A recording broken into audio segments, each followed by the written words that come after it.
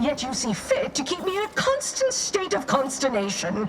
With each unauthorized act, you jeopardize our hold of Fairfield. Yes, but you must understand, the Protectorate citizenry is a hair's breadth from defection. Within the week, I'm certain. Certain? Like the week prior and the week before that. Impressive foresight you wield. Should apply to join the Order of the Ascendant. It would be difficult enough to convert the stubborn populace without your soldiers' constant, ill-advised forays. Enough! Your yipping reminds me of my 2 old canids. I loved those canids. You, on the other hand, are trying my patience. We don't want to try Auntie's patience, do we? No, Auntie. Auntie. Yes, I thought not. Now, unless you care to see what life in the lower rungs looks like, you will both of you cease your foolish maneuvering immediately. Do I make myself clear? Yes, Auntie. Good. See that it is done. I will brook no more disappointments. And while you're at it, you might want to look into your security situation, Commander. I'm not accustomed to an audience when addressing my subordinates. Who in the void? Eavesdropping on Auntie's choice business is like to get a body shot for spine. Though you're not wanting for moxie. I'll give you that. Now, hold a moment, Carr. An opportunity comes visiting. Perhaps it's better not to riddle it full of holes. Our new compatriot may be of assistance. A surprisingly good point. Especially from you. She only forbade us using our own personnel. Be a whole other matter were a stranger to happen to aid one of us. But which? Well, you seem an observant sort, so I expect you'll tire of Milver Street's bluster soon enough. Come see me before agreeing to whatever absurdity he proposes. Unlike him, I have some work actually befitting your time. I'll be waiting. Alone at last. I never thought she'd leave. Now then, allow me to introduce myself. I am D.B. Milver Street, Minister of Marketing, Duke of Demographics, Commercial Condottiere, President of Promotional Material. Tell me, do you believe in signs? Splendid, because I'm not interested in hiring any more idiots. I'm looking for people of tact and vision and perspicacity. I do not believe in signs. I believe in opportunities. Right now, at this moment, you and I have an opportunity to save countless lives. But I'm hardly the type to beg and ask for nothing in return. Tell me, what do you desire of this island?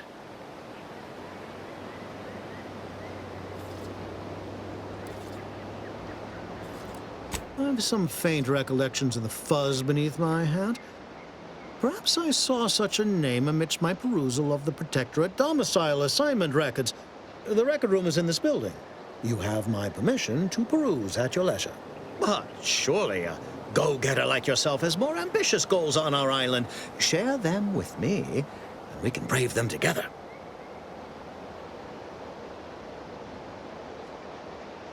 Ambitious, aren't we? Easily the best protected location on Paradise Island. Hardly a place for a stroll.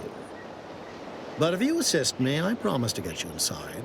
Better yet, helping me shall result in our saving dozens, no, hundreds of lives. Your conscience shall be renewed.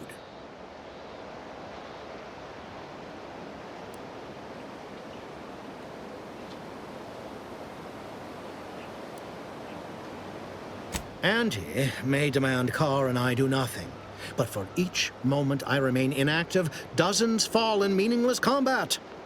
I seek a persuasive method of alleviating this conflict.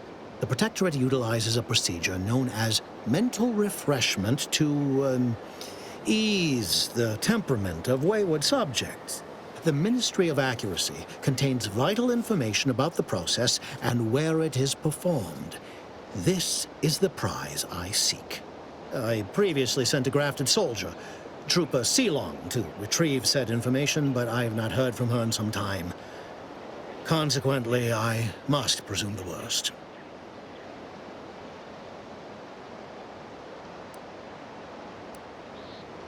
grafted soldiers with the subjects of the Enhanced Soldier Program, so named as its intent was to utilize nature to enhance a soldier's natural talents. Unfortunately, the program resulted in many casualties, and what few successes we had were, literally short-lived. Protectorate subjects willingly submit themselves to a kind of mental reset designed to bring them closer to the Protectorate ideal. But I have reason to believe that their system is less rigid than Protectorate leadership would claim. It's ripe for exploitation. Is there a more beautiful phrase?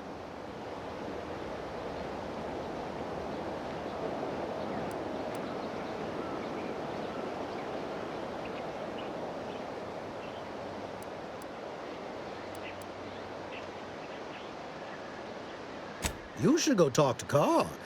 Perhaps when you hear what kind of violence she wants you to perpetrate, you'll see the worth of my proposal. Watch out for that Auntie Cleo. I know she don't look it, but she's more dangerous than she seems. Even the whole of Spears' choice couldn't outmaneuver her.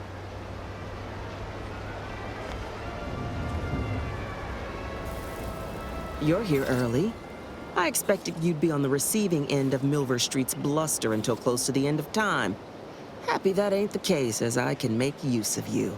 I'm Officer Babylon Carr, head of aggressive acquisitions and persons elimination on Paradise Island. Let no one say I can't be official when circumstances merit. Now, not to say I question the presence of a wayward sightseer in the midst of a war-torn waste, but it might be safer for us both if I knew your purpose.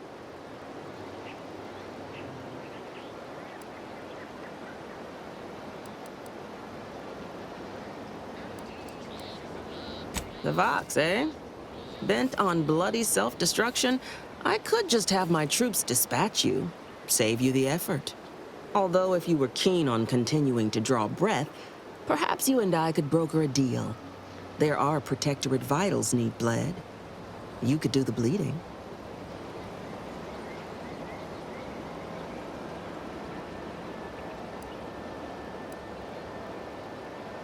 Unusual refers to every turncoat and is not a halfway strong enough phrase. Try gormless cretins who can not so much as wipe their running noses without begging permission. Don't know if there's a DeVries here, not my department. Milver Street befriends the ex-subjects, keeps tabs on them. Ask him. Why are you looking for them? Who are they to you?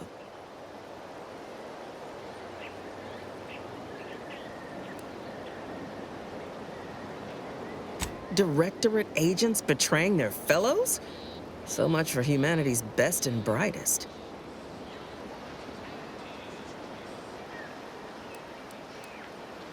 This fine settlement is Fairfield.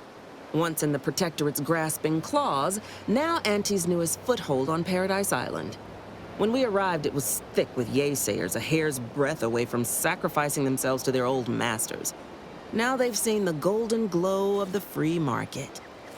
Entertaining as it is to root out dozens of entrenched, suicidally murderous subjects, I'd take the efficiency of capitulation any day.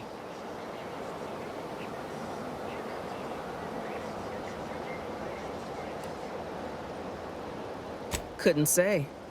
Maybe Milver Street's hearts and minds drivel holds weight after all. Though you'll pardon me for not dropping low and begging his forgiveness. The subjects are his problem now. Myself? I'm focused on making sure the Protectorate doesn't bring them back into the fold by force.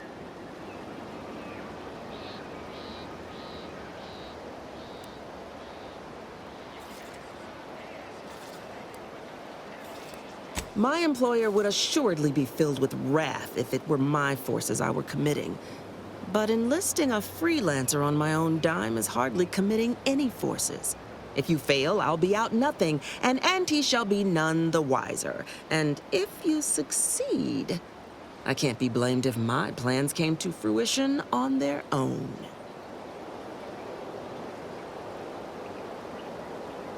I want the Protectorate war effort exsanguinated. You want into the Vox Relay. You help me, I help you.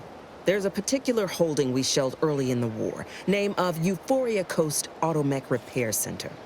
Deserves a raising for the length of its blasted name alone. My scouts report recent Protectorate attempts to bring it back to functioning. I need the place sabotaged, lest Automechs return to aid the Protectorate war effort in droves. Should note, the ministers like to take our working together as a personal affront. Aid me, and I suspect he'll rescind any offer he may have made to you.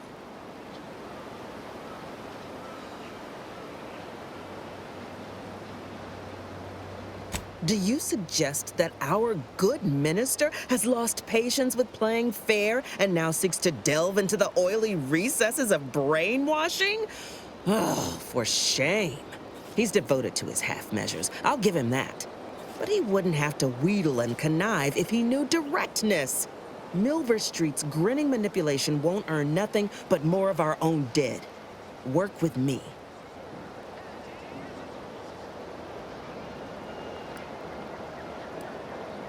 Could be direct. Feign that you're an assistant of some kind, though you'd have to have some know-how regarding engineering. But a simpler path would be paying a visit to the Ministry of Accuracy, liberating some credentials. Yaysayers ain't capable of suspecting a piece of paper.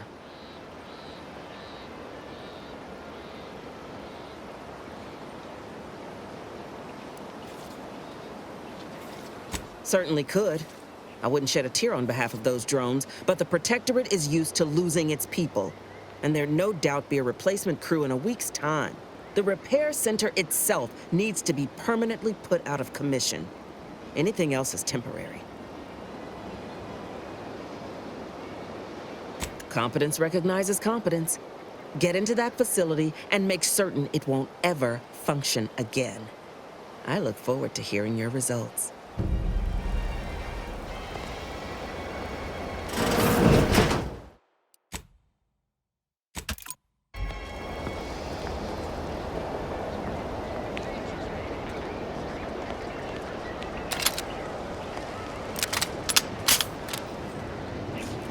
You approach openly, despite your new standing as a minion of Commander Babylon Carr. Speak all you like, you've aligned yourself with the brute, thereby identifying yourself as one. I shall not forget this anytime soon. Go on, then.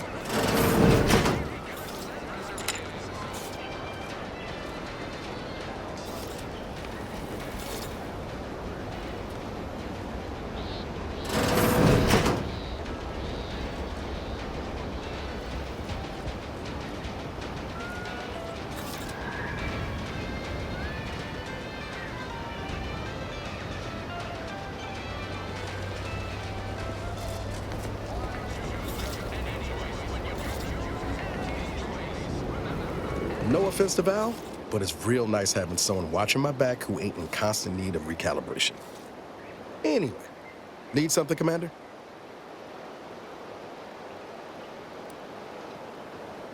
It was less merger and more hostile takeover. I don't have all the details, but it sounds like Spacer's Choice tried to outmaneuver Auntie Cleo through quasi-legal means and got a hell of a lot more than they bargained for. And now her new brand's been turned into an invasion force bent on conquering the entire system. Funny how life works out. Oh yeah? What's needling you?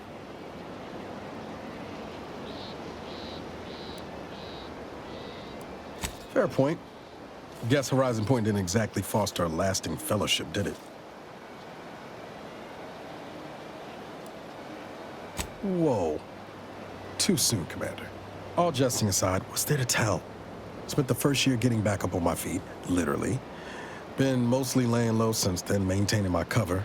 Before the invasion, at least, the Earth Directorate still needed someone to watch the colony, and I had 2 working lamps. Not always. Went a couple of stretches there on low power to avoid detection from Protectorate patrols. I usually shut her down for a few cycles then. The way you're gawping at me right now makes me think I answered that question wrong. I appreciate the concern. Won't lie, had some hard years. Got caught up in a few lost causes, the particulars of which I'd rather not go into now, if it's all the same.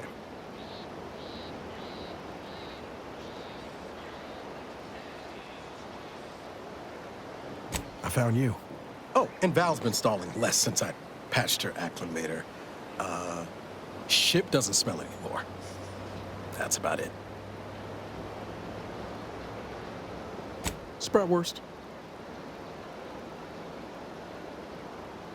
I was trying to teach myself some new skills in the galley. Val got it into her hardware. I needed a hobby. I figured Spratwurst ain't an easy meal to mess up.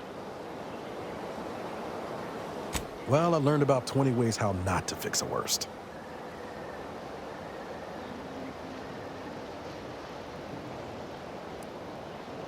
I could ask you the same thing.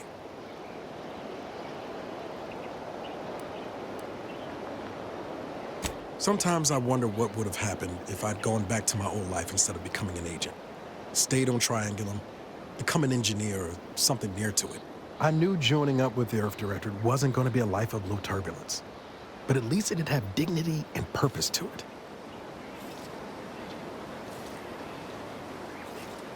Not much dignity in having your limbs blown off. Sorry, that was blunt. I just get tired of talking around it, you know? But back to your initial question, do I regret becoming an agent? Yeah, some days. But then there's days like the one when I found you, and, well, not much to regret there. Only thing I know for sure is my opinion today is colored by more than just the rosy tint of a low-run kid looking up at the stars. Life's not fair, but it keeps on. You buttering me up for a favor? I'll tell you right now, I'm not taking extra shifts cleaning the head.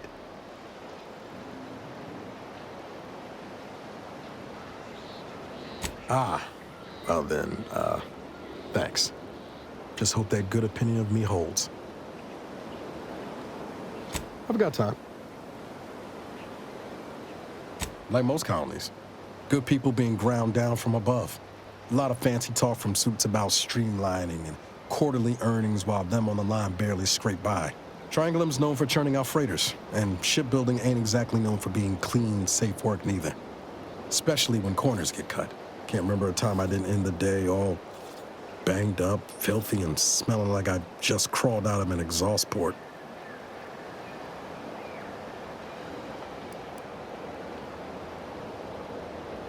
You never forget your first time manually flushing a propulsion tank, do you? Funny thing was, I wasn't even an engineer back then. But I wanted to learn, so I paid attention. Too good of attention, as it turned out.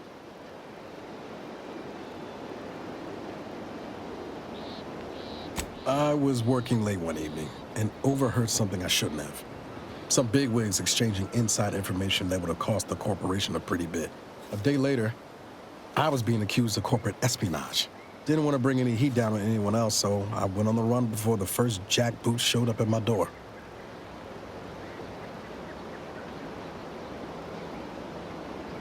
Not as worried as I was about what would happen if I was caught. Probably they would have spaced me and called it a day. I was on the run for, I don't even know how long. The days sort of bled into one another. I started losing hope of things ever changing for the better. Then, the Earth Directorate showed up. They liberated Triangulum, pulling me and the rest of the colony out from under the corporate boot. Joining up after that just made sense.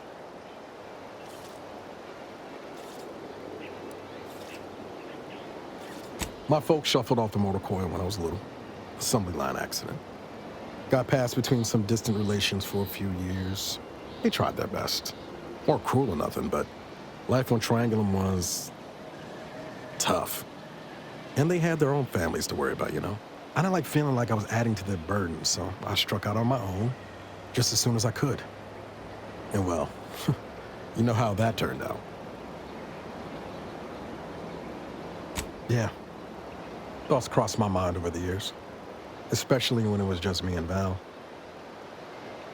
I wish I spent more time with her when I had the chance.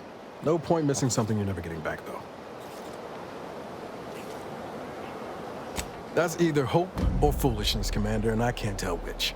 Even if we survive the rift, 10 years is a long time to be gone. No word. They probably figure I'm dead.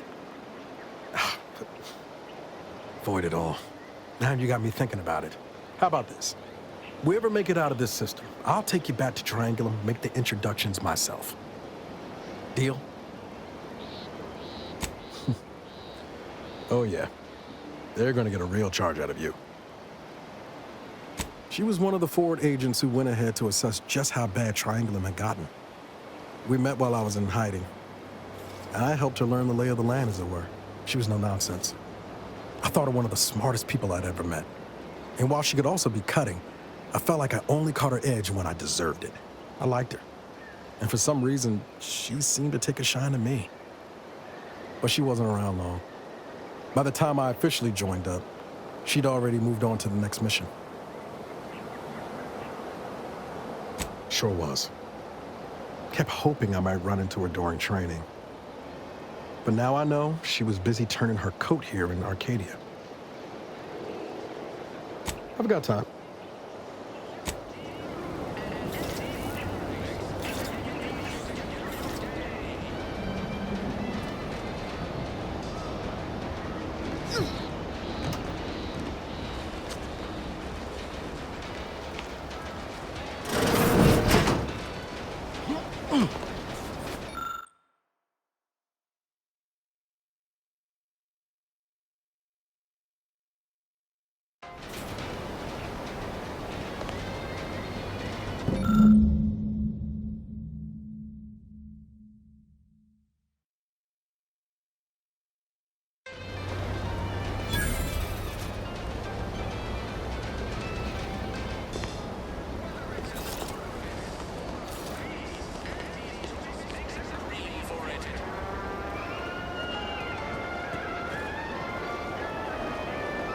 Commander, there is a 98.7% chance that hunting Agent DeVries will require greater amounts of ammunition than you currently possess. Ammunition can be purchased at vending machines or crafted at a workbench using materials like this collection of scrap metal and powder.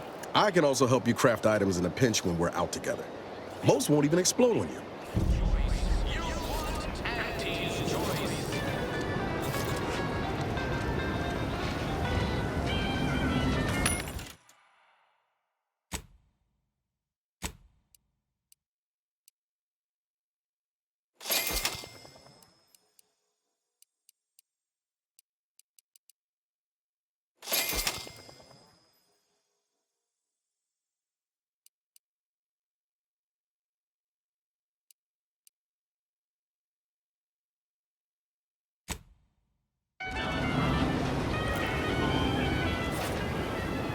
Welcome, welcome.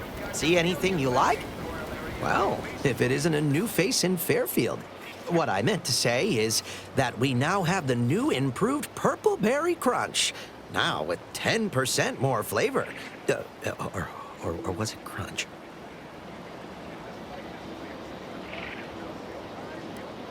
Of course. Though I must also apologize for my inappropriate courtesy a moment ago. You're here for delectable discountables, not my pointless observations. Anyway, let's try this again. Welcome to More Perfect Goods, a proud Auntie's Choice franchise. How can I improve your day? Thanks for noticing. All part of the presentation, of course. Think success, present success, be success. I've been working the store going on a few weeks now. Got promoted shortly after Auntie's Choice liberated Fairfield. Still finding my stride with all the marketing suavities, as you witnessed. Advertising's been a right struggle to get a hold of, much to my chagrin. Well, advertising is an essential part of my business. But I haven't got any new products to advertise. Just the same stock I had yesterday. And the day before that. According to the guide, in situations such as this, I'm to consult my marketing department for new copy. Except I don't have one of those either.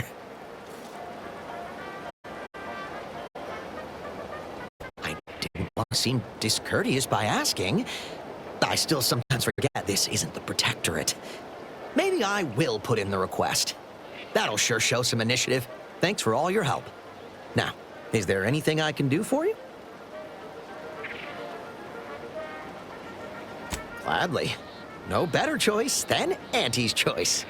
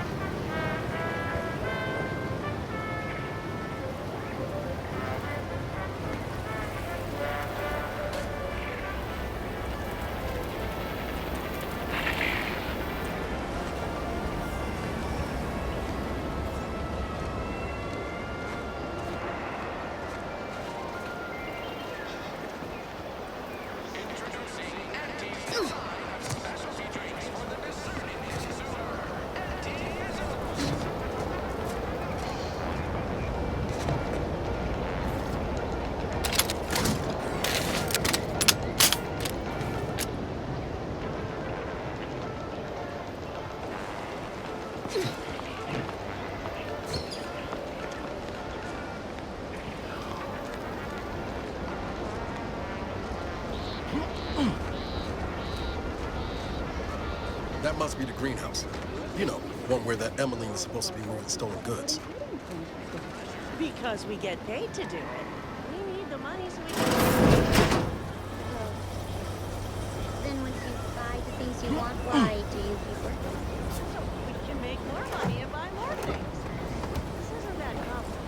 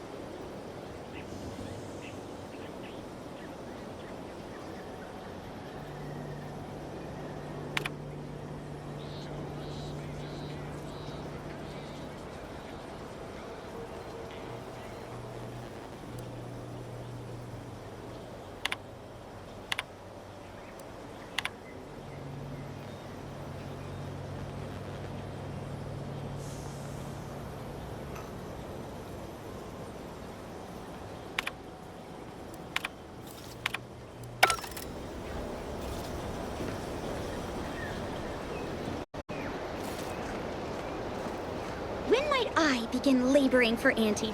I so eagerly want to contribute to the corporate whole. Cool your thrusters, friend. A little gumption goes a long way in this town. Don't make us look bad. Oh, I did not intend to offend. Please report me to mental refreshment at once. Only refreshment around here's got anti-fizzo on the bottle. Really takes the edge off. Hello, and goodbye.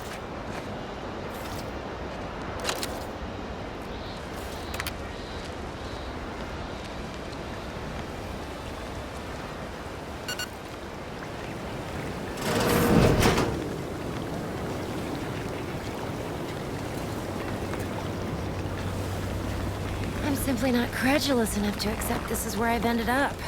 I'd welcome you, would-be consumer, but we are not a retail operation. Please visit the various consumer locations around Fairfield for all your purchasing needs. I have far too many claims on my time to be able to cater to the curious at the moment. I was meant to have help, but they lacked the barest amount of gray matter it takes to keep from getting locked up by excessive corporate malfeasance. So, I'm on my own here, breaking my back, trying to buttress all these vines on top of all my other jobs. Oh, the bits I wouldn't pay for some of those mechs the Protectorate used to work this place. So, is there anything else, or can I get back to work?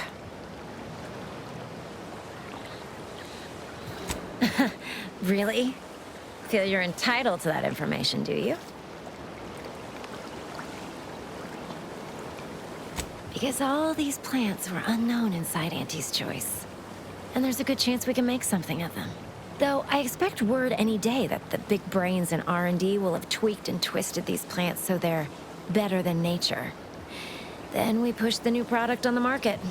And my contract says I get 0.003427% of net after development, testing, packaging, advertising, and distribution costs. So you know, this is a pretty big deal for me.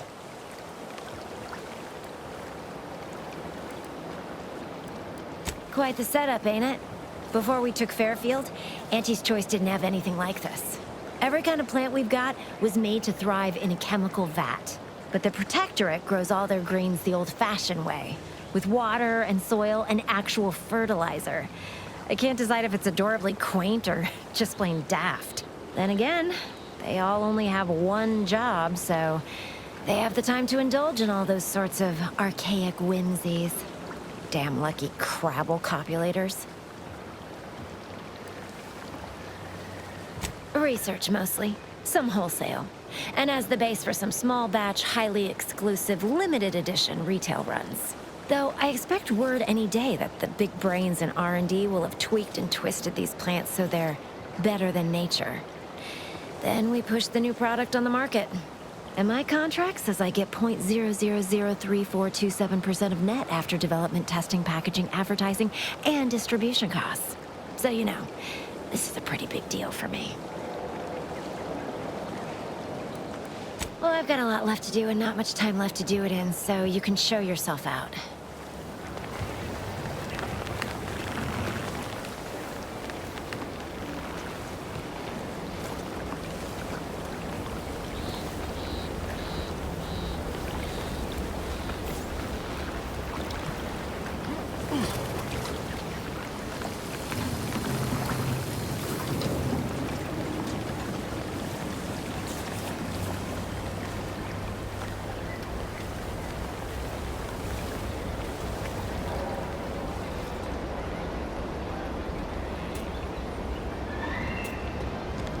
How do you Protectorate folk feel about all these little rifts? Auntie insists they're the next big money-making opportunity.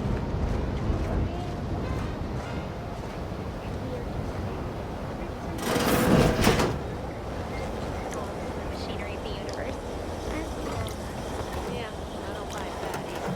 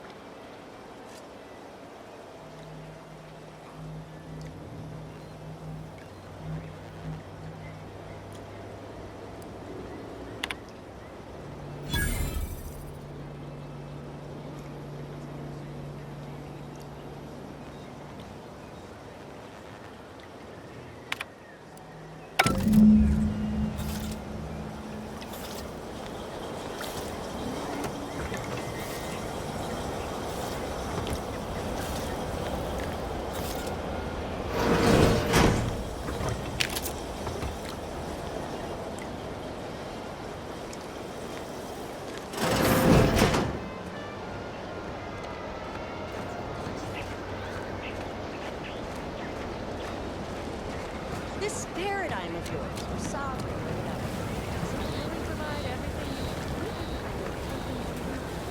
You're back. Why? You read my terminal? How embarrassing. The compliance adjusters broke the door lock when they arrested my predecessor, and I haven't gotten around to fixing it yet. Not that I thought anyone had come snooping. I'd made careful arrangements to tie up everyone's loose ends. Everyone except you, it seems. So, why are you so interested in my other work? You're not part of compliance.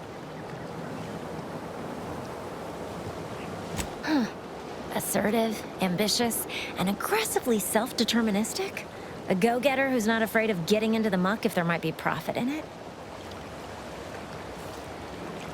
You know, I've been looking for some backfills with the kind of cleverness usually only found on the seedy lower decks of the claim. Feel like making a few bits?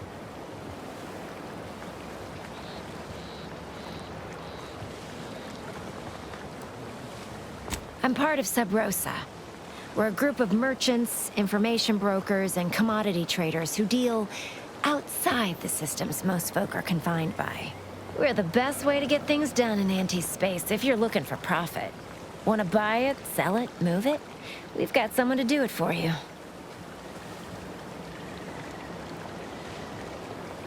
Pah, they were rubes, nitwits.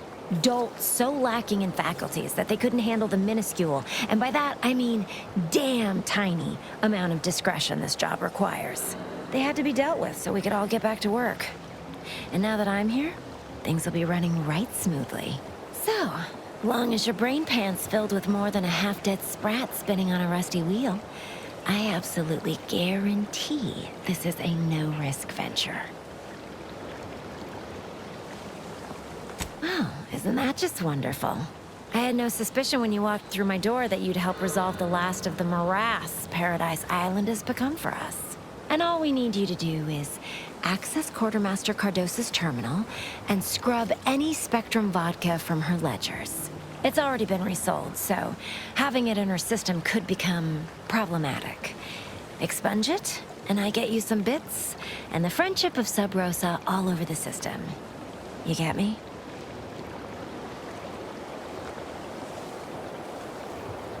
Because we are the black market in Arcadia. Odds are, at some point, you're going to need something you just can't get legally. Then you'll be thrilled we're associated. Sub Rosa feeds that appetite to not just survive, but to thrive. And that's taking all of us places. We're more than simple opportunists. We are opportunistically driven. Trust me, for both short-term benefits and long-term prospects, you want to be our friend.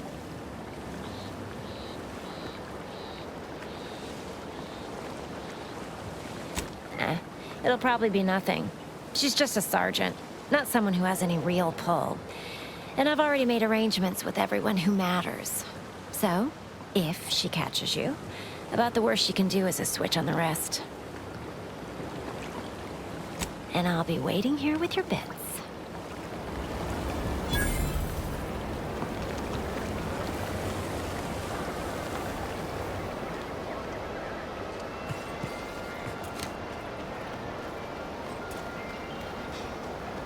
Ectoplasm. Wait. Nope. Just taro excrement. Ugh.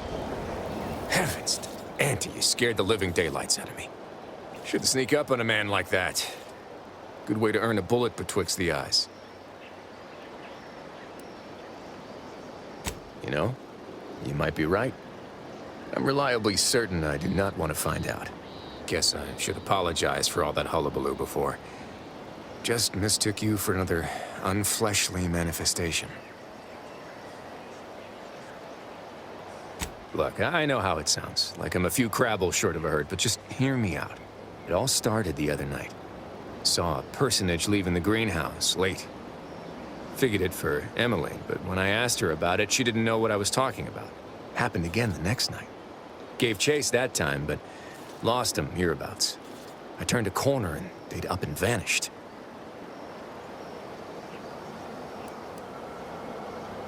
More or less. Maybe I'm not telling it right, but believe you me, it was downright uncanny. Strangest part is that foodstuffs have also been disappearing from the greenhouse since we took Fairfield. You think it's all connected?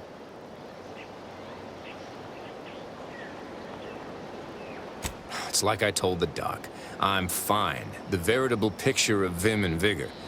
Just following the clues, doing my job. Can't fathom why everyone's worrying over me all sudden-like. I certainly won't say no to having a fresh set of lamps on the scene. Just be careful. Hate to see you disappeared like that foodstuffs.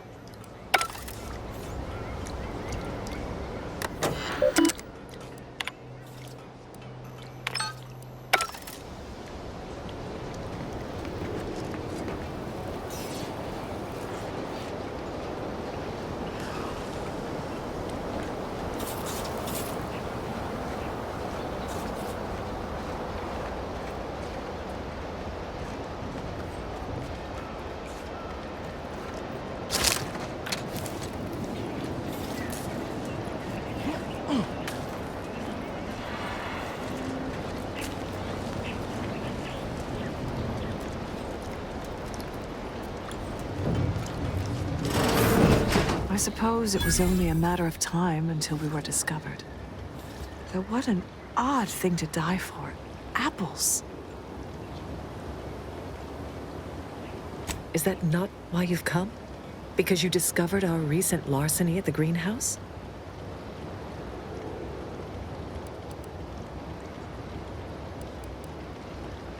The greenhouse's stolen bounty offered a healthy alternative to gorging ourselves on that vending machine poison. Alas, I was spotted on 1 or 2 forays.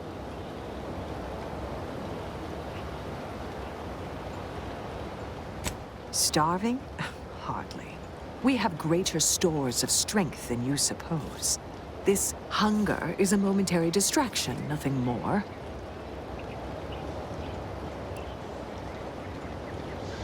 Do not speak of biology to me, interloper. We are not the same. I am built in accordance with the paradigm. And you are insubstantial, weakened under the burden of choice. If you are conniving for some concession of weakness, you will be a long time waiting. Thought I saw you disappear in here. Oh. Seems I've stumbled into quite the shindig. You lot been hiding out in here all this time? Touch cramped, ain't it? Please, stay. It would please me to end the lives of 2 invaders as opposed to 1. Not very copacetic, are you folks? If this exchange is not to your liking, I can accommodate you with a bullet instead.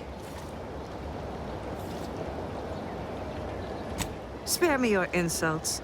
They mean less than nothing coming from the mouth of a corporate pet.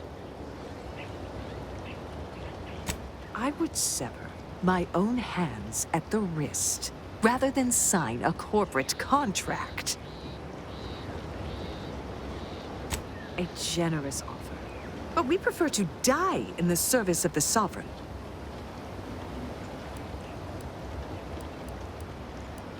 This was always going to end in blood. What the life support?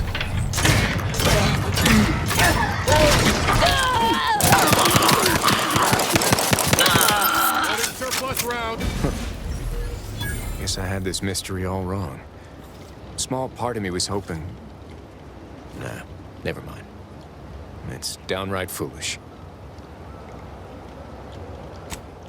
I lost a friend in the invasion.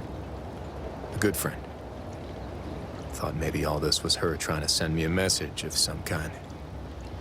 Like I said, foolish.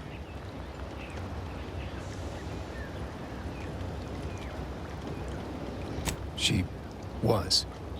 Yeah.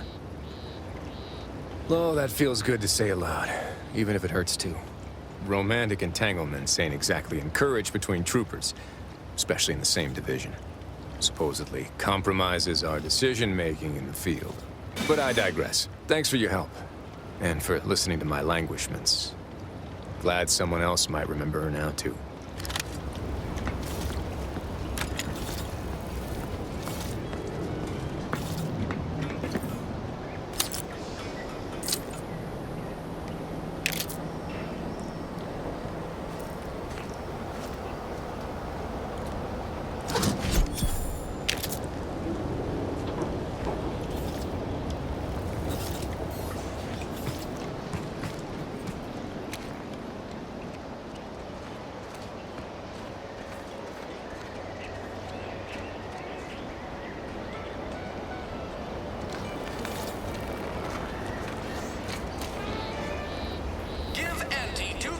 And she'll give you some new glitz.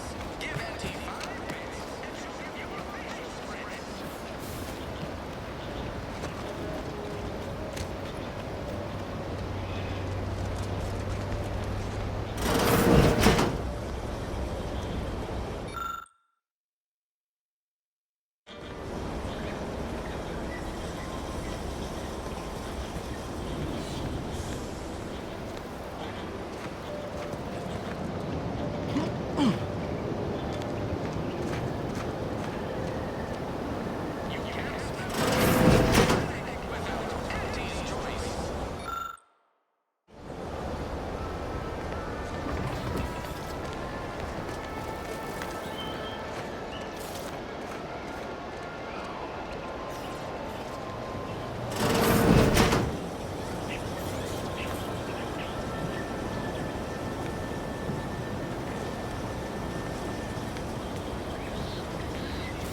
Juliana. Oh, my Juliana. Even though I now rank among the Protectorate's foes, I hoped you would return to me. Every night I would sneak out of Fairfield, despite the danger, desperate to find you. Hoping you would see fit to join your wife. Yet no one has heard from you since you went to the Skycutter facility. Not in 2 weeks. I can only assume the worst. I don't think I can stay in this town any longer. Perhaps if I return to suffer the Protectorate's justice, I shall at least learn what became of you. And if you are gone, I hope I shall be executed. Then at least we shall be together.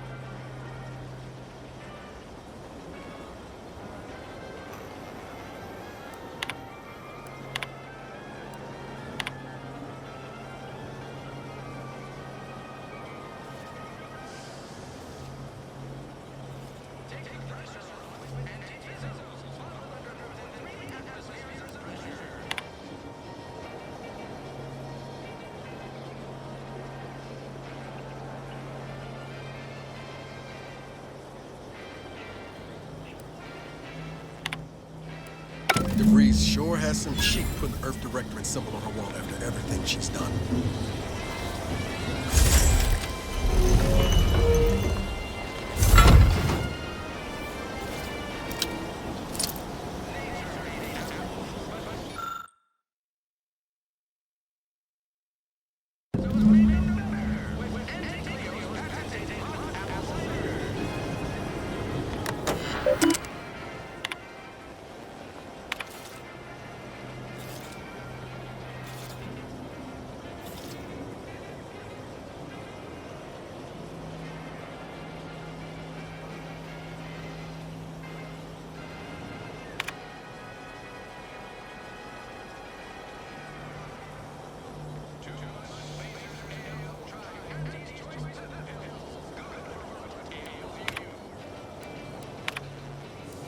My cover story has worked.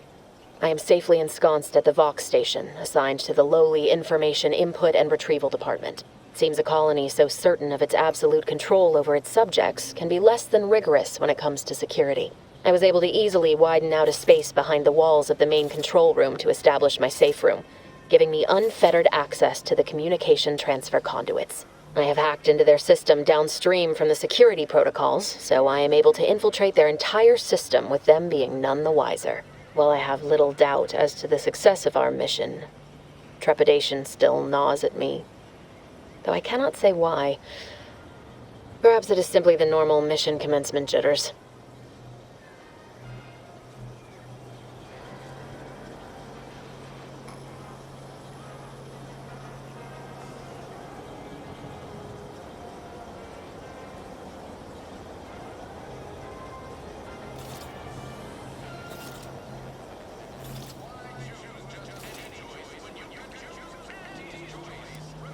I thought my duties complete.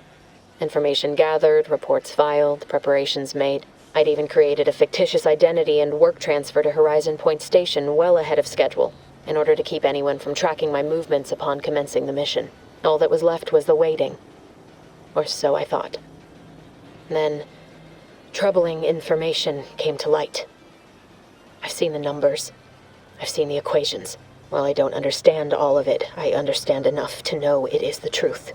And I am the only one in a position to act upon it, though it means the betrayal of my team and the duty I swore to uphold. But can I? I did it. They are all dead. And I am still alive. I had not expected this. I had prepared no alibi, and so felt assured my ruse would be discovered and I'd not have to carry this burden. But the complete gullibility of the Protectorate subjects cannot be underestimated, it seems. My threadbare excuse of my grievous wounds as pitchball injuries was accepted without question. I can only keep telling myself it had to be done. Something which becomes harder by the day as the rift anomaly grows in the sky. But it was all part of the plan. Wasn't it? I can't believe this. Void me if I understand any of this. DeVries sold us out for what? Because of a few equations? Some dots and lines on a graph? Good fucking law. I mean, she wasn't a damn scientist. She said it herself. She didn't understand all of it, the math. So what was she thinking?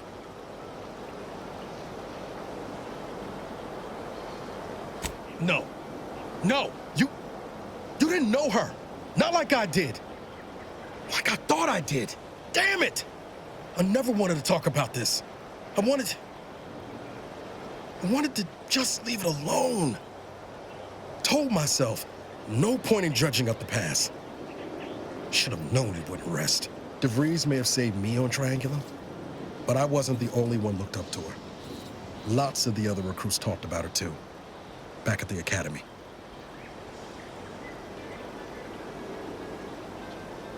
We all thought she was the pinnacle of what an agent should be. Tough, smart, any job she couldn't get done. And better and faster than everyone else. Inspired all of us.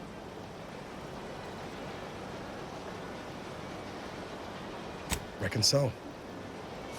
Somewhat embarrassing how much worship we all put on her name. You put a tool in my hand, I would have built monuments to her. Figured my own career could be just that. Doing for others what she'd done for me. Never imagined I'd actually get to work with her. Me, some nobody from Triangulum. And then she betrayed us. Tried telling myself it was an accident, but now we've got the cold, hard proof it wasn't. Law only knows why she trusted the Order's numbers. The Order of the Ascent is just another sect of the Order of Scientific Inquiry. The grand plan and all that used to be part of the Protectorate before their big falling out. Believe they can predict the future or some such, but nice plan-abiding folks don't kill for the betterment of their cause. I can't believe the Order plotted our murder. But 10 years ago, I would have said the same about DeVries. I mean, she always struck me as so pragmatic, real sensible-like. Never figured she'd go all in on predictions from a bunch of monks. Used to think they were good people trying to do right by their beliefs. But if they put the idea in DeVries' head to leave us for dead, it might be time I reassess that opinion. I don't take issue with folks clinging to whatever keeps them afloat. Math, science, the grand architect, void, even capital. I know how most colonies run. But when those beliefs start to require hurting others, even killing them, that's worth questioning their virtue.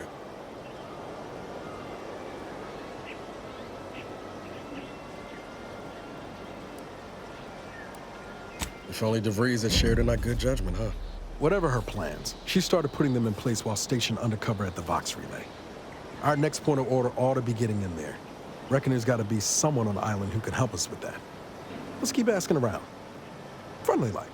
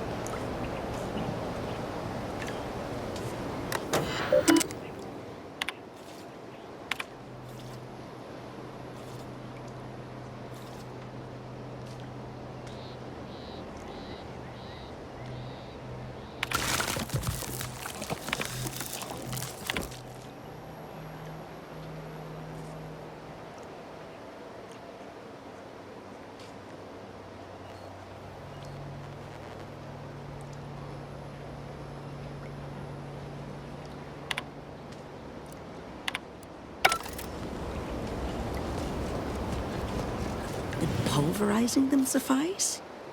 No, I couldn't liquefy them. Apply heat and congeal them into kibble no beast could resist. Oh, Ethel, darling, you're a genius. Approach with less haste next time, won't you? Copernicus may be tame, but he still doesn't take kindly to being startled. I am Ethel Tinsley, chimeric scientist. I'm responsible for taming this delightful raptidon here. He will protect our fair town from his feral brethren in the wilds. Theoretically. Officer Carr has been in a state waiting for me to train the raptidons to, maul on command. It's rather pressing, and alas, one scientist turned tamer can only do so much. One might say I'm perhaps a bit on edge. Folk here have grown weary, shall we say, with the war effort. And with avoiding Carr and the minister's would-be fisticuffs. No, I don't believe it is. That's what the Protectorate announcers wanted us to believe anyway, before Auntie showed us the truth. No, this is quite abnormal, I'm sure. Anyhow, all I know is that if they were to begin working with each other, the mood in town would certainly be merrier. Or something akin to it. Well, I was a subject once. Despite my talents, the plan dictated that I should be relegated to programming cleaning mechs. Bah. But then, Auntie's Choice came along and offered to transform our lives for the better. I chose to accept. And look where I am today. Over the last year, I have climbed the rungs of my division through the sheer merit of my work. I have finally earned the respect I was always due.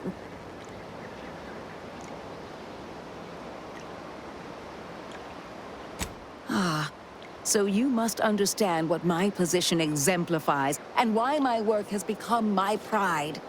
When I embraced Auntie's, I was given latitude to better myself. My dreams and abilities were my only limit. That's the beauty of Auntie's Choice. Everyone can make of their lives what they wish. Ask any of the other Protectorate subjects who converted, and they'd echo my words. When one can allow their ambitions to show, that is true freedom.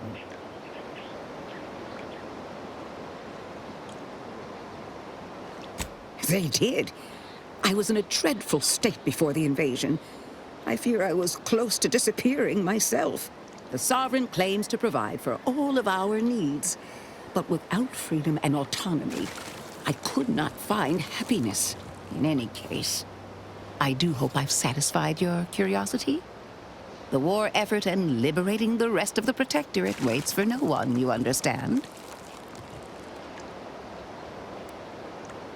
I work directly with Officer Carr and her soldiers to ensure they're outfitted with the best Raptidon counterparts Paradise Island can provide. In theory, they'll be trusted to guard our most precious assets, including our leadership. For now, they deter encroachment from wild Raptidons. It's most agreeable. Trust me, they are safer here than out in the wilds. I have been reprimanded thrice now for undue pampering.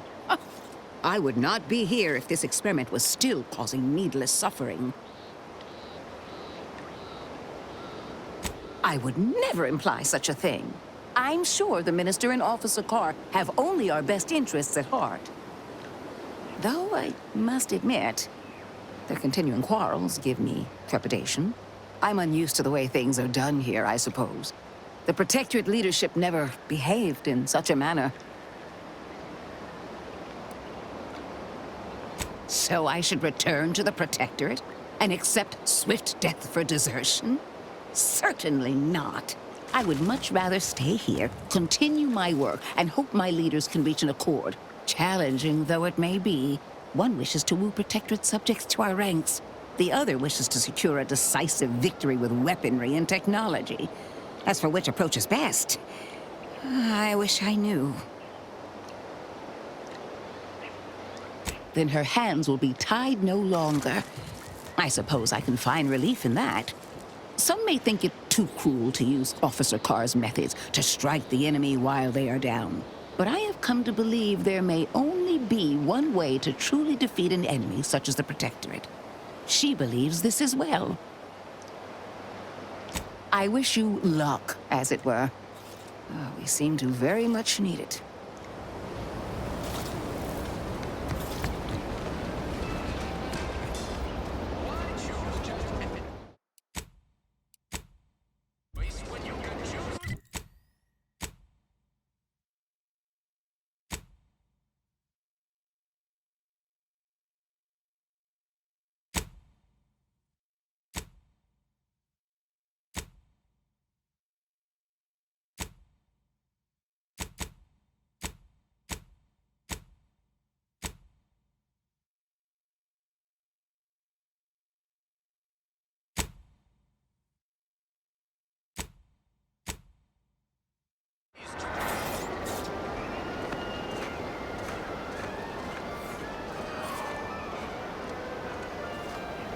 Keep them coming! I can do this all day.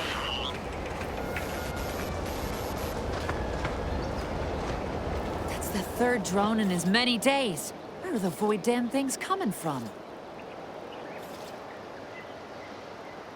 Not likely. I've been keeping my lamps open for these things ever since they started attacking. But thanks for the concern all the same. Of course, we could have staunched the flow of drones by now if Officer Carr dispatched another patrol, as I requested. But no such luck. That was a nasty one. Drone downed him on the reload. I do hope he's on the mend now. Erickson's a fine fellow, if a rather poor shot. He told you about that? That blasted, well-meaning gas bag. Now I gotta ask him to strike my involvement from his report to Officer Carr. You see, I wasn't exactly authorized to be shoring up other patrols on the perimeter. In fact, I might have been specifically ordered not to leave this spot. Thanks. Well, at least some people in this unit still understand the concept of discretion. And taking initiative. Trouble is, it's only a matter of time before these Protectorate drones break through and do some real damage to Fairfield. If you're keen on lending a hand, bounty terminal's just left of the constabulary. Carr doesn't trust me with that kind of work anymore. Not after my last performance review. So I guess we're trusting in degenerate bounty hunters now.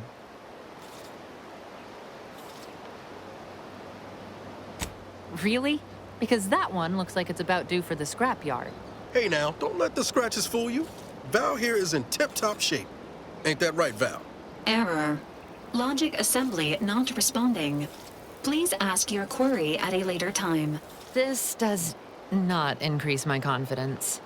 However, given the state of my performance review, it's not like I'm one to talk. Really wish I could give those drones a piece of my mind.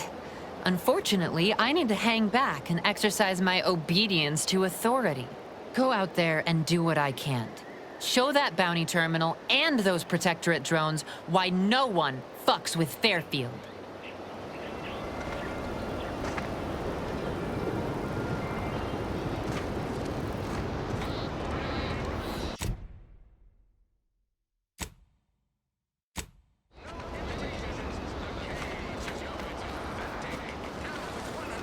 Of your daily chemicals and preservatives. Gonna need a bigger storeroom for all these orders.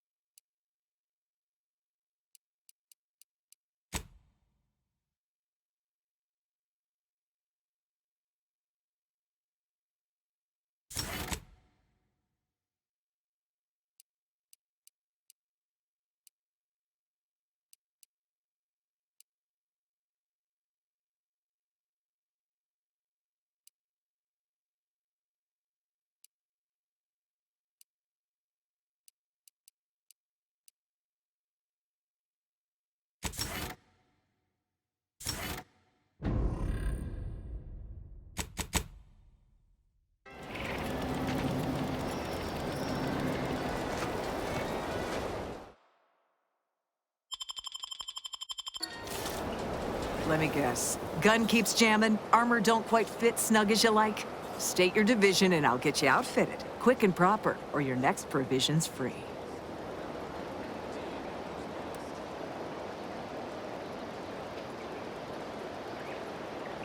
Thought these old factories caught a whiff of decrepitude percolating in the air. I'd explain it then. As Chief Replenishment Officer, it's my privileged duty to furnish our brave troops with all of their wartime essentials.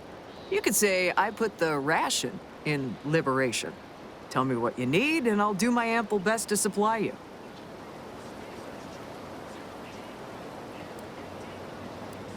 I'm sure you'll find something to your liking.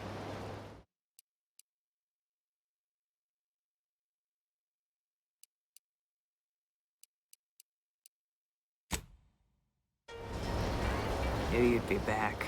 What do you need this time? Good eye.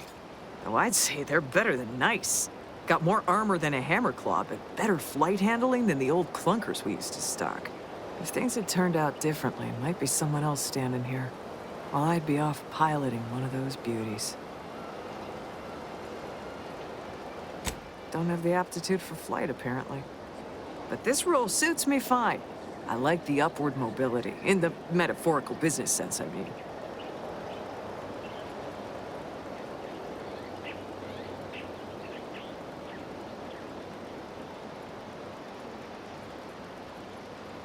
I heard you got the bug, huh?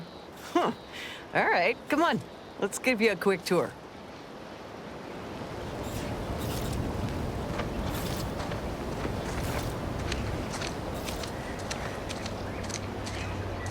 She's a beauty up close, ain't she? More cylinders than you can count powering her engines. She uses her shape to drop like a stone during landing. Counters headwinds pretty well, too. Stand here all day, just admiring. And over there, you see, the fuselage has been modified to endure the pressure of repeated entries, which is... but listen to me blathering on. Tell me what you need, and I'll do my ample best to supply you.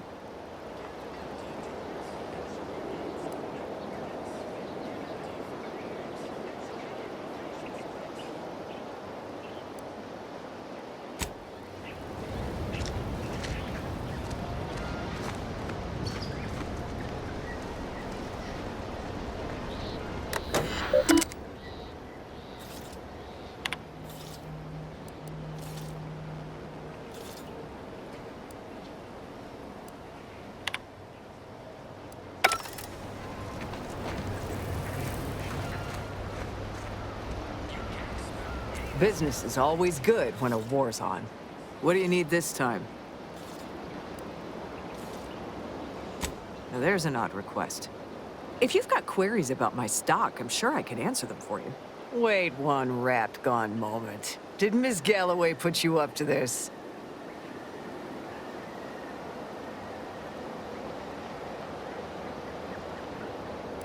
She asked me for terminal access not even a fortnight ago.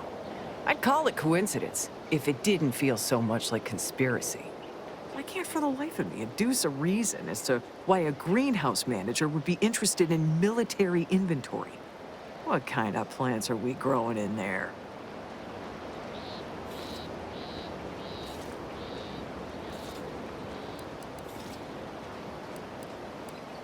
All the while, I thought they were growing healthy little comestibles. They were planting the seeds for psychological warfare. Literally. Shows what I know. All right.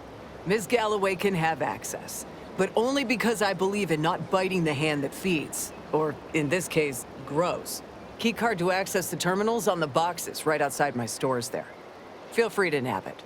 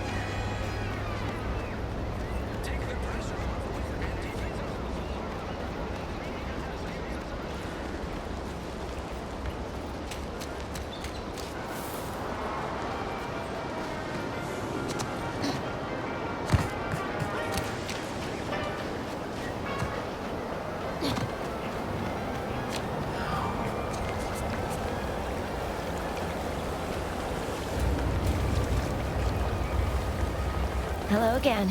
You get that inventory issue sorted? How grand.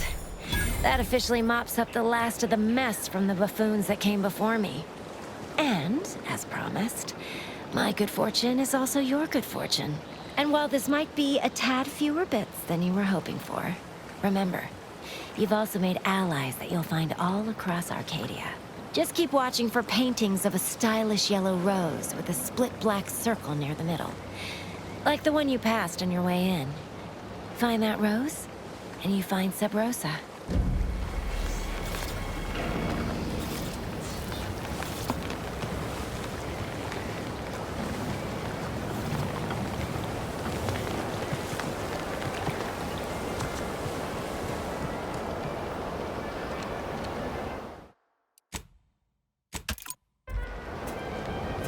Corporate life is so confusing for us Protectorate folk. Do you mind if I ask you a question?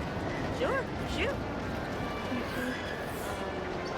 you gonna ask your question? I did. When I asked if I could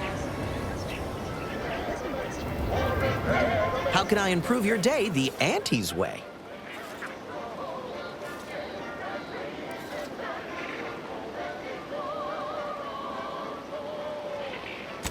Rats again. Must be after the crunch. Please wait here. This'll just take a moment.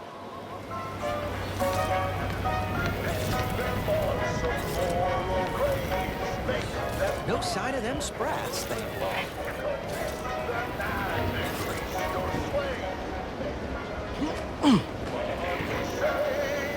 Coming back out. Be there in a moment. Time for one more lesson. So I shot her one last question. I said, what I'm worried about is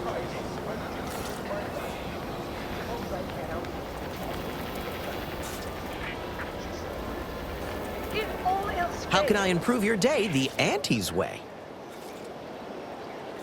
Like they say, a bit spent today is a bullet fired tomorrow.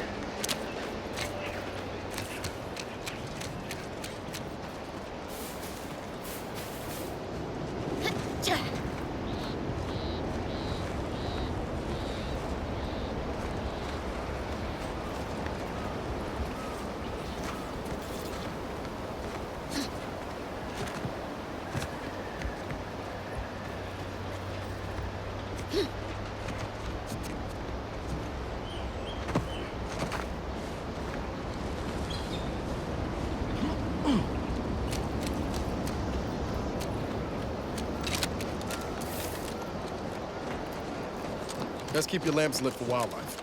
Hostile wildlife. Familial classification of Raptidon. Detected ahead. I swear that wasn't planned. Engaging combat protocols.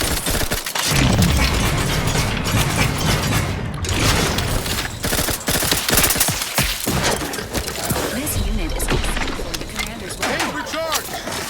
Sorry, ain't ready yet.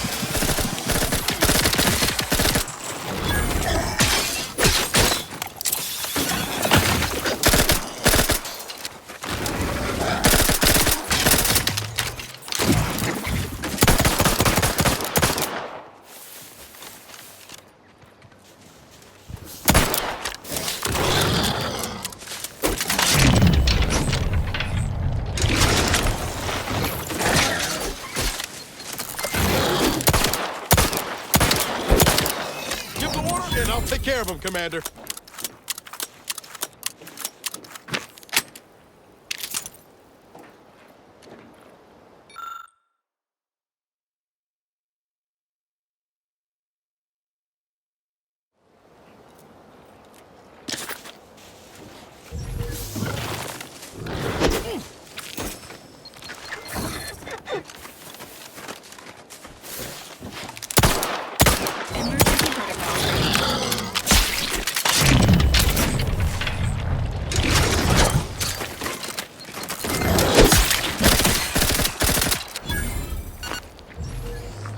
Might I have a word, Commander?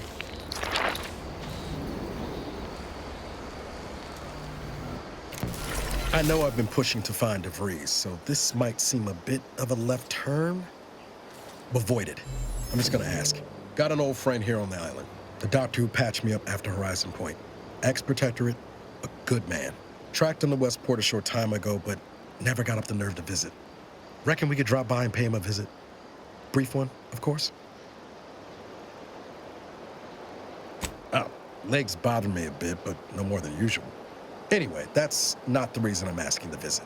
I had some bad years on my own. Now with you here, being part of a team, this might sound a mite soppy, but I feel like I could be a proper agent again. That starts with writing accounts. This friend of mine, Zebulon Tran, I let him down. And I've been chewing on that live wire for a while. Too long, maybe.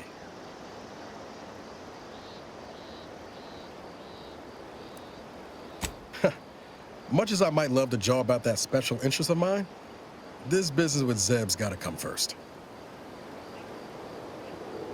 After I recovered from Horizon Point, Zeb and I ran together for a spell, doing what we could to help folks in difficult spots. Fighting protectorate tyranny in small ways. Too small for Zeb, as it turned out. He was unhappy before I showed up, and after, well, all my directorate talk fired him up even more. I had my orders. I was to stay low.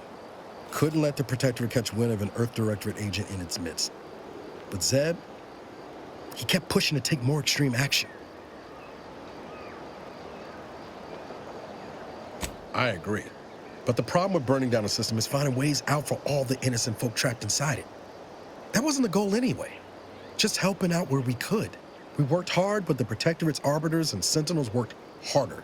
Often than not, our help only made targets of the folks whose lives we were trying to improve. Didn't matter what we did. Arcadia was still caught under the Protectorate's boot.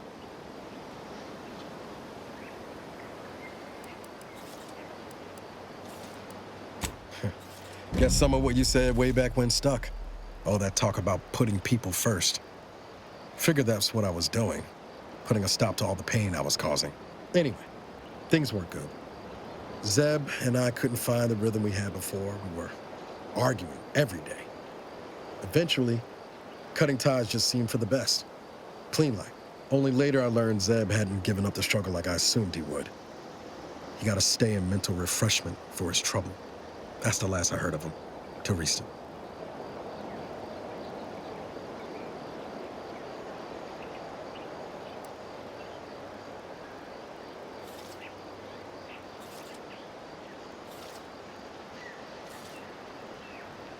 If the Protectorate suspects someone of having an independent thought, they subject them to some kind of chemical brainwashing. And these folks who get refreshed, they come out less themselves than before. More agreeable like. That's if their mind ain't destroyed altogether. I don't know how it affected Zeb, but it's high past time I found out.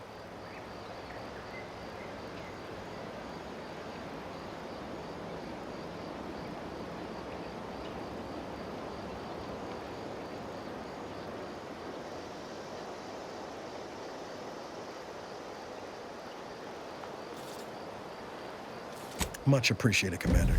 Promise, I won't be making a habit of pulling skeletons out of my closet. Westport's on the east side of the island. I tracked Zeb to somewhere on its outskirts, but never got up the nerve to visit before now. We ought to start there.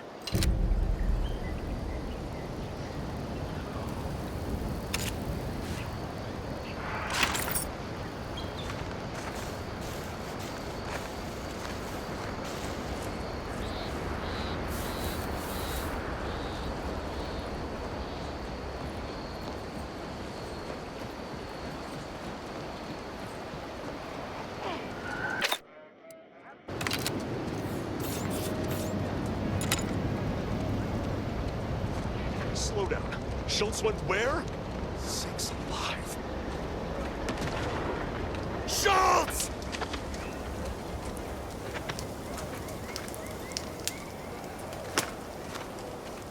Anyone got lamps on Schultz? Anyone? Void be damned. Sallying into the wire like that with nary a wish in her pocket? What was she thinking? Did I not make clear our orders to hold the line here regardless of provocation? Should my instructions have been more robust? Perhaps assisted by pictures? I'm afraid there's more bad news, Commander. She also took Scrabbles, sir. Would that he'd done her more good. Seems Calamity has claimed 2 good soldiers today. You there. I don't normally sanction nameless passers-by giving ear to my private discourse.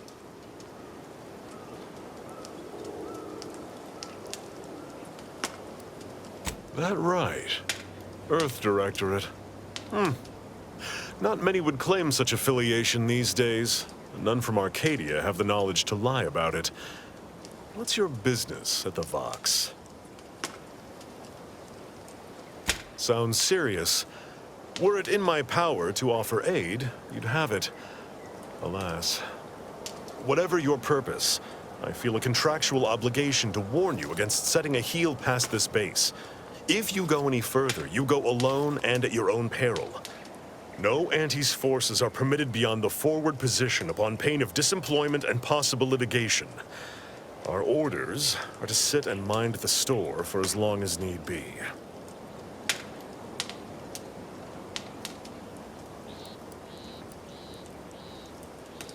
First Officer Schultz's decision to enter the minefield was not sanctioned, approved, or encouraged.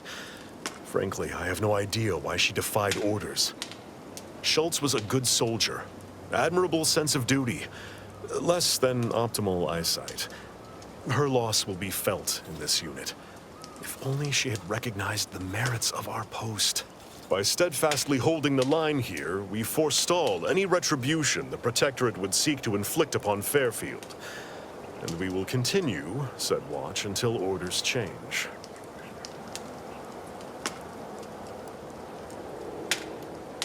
Calamity digs its claws in deeper. Thank you for notifying me of their demise. I'll send a car for replacements, and pray we do not suffer another attack before then.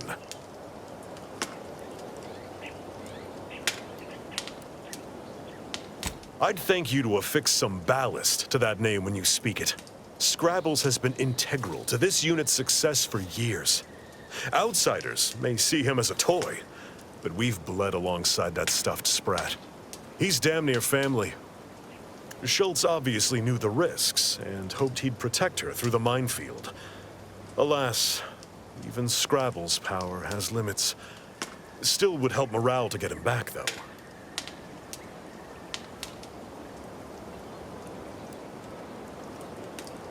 I'll pardon your skepticism given your lack of acquaintance, and say only this. Ask not what Scrabbles achieves for us, but what we can achieve with him. I half believed you meant that offer. Unless you weren't being playful. I confess, the challenge of holding the forward position does not satisfy, as might a straight-on tussle. But I would prefer to avoid staining my reputation by participating in such a needless blunder. Carr was, shall we say, non-ambiguous with her orders.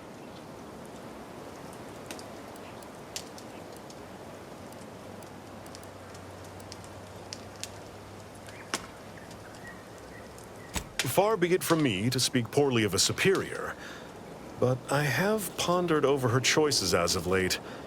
She's been sullen about sharing her strategy, too. Still, however brightly my star burns, I remain in her orbit. She is my superior officer. I defied her once, and I received the verbal tanning of a lifetime for it.